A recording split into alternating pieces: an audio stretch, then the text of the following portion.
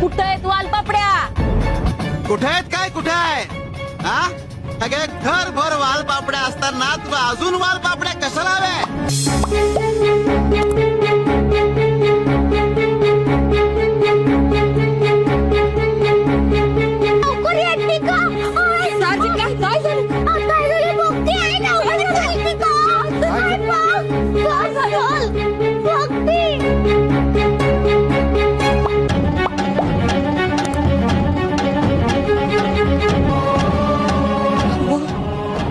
बाबूवानं चेटूक केलं, पुन्हा एकदा चेटूक केलं आपल्या घरावर.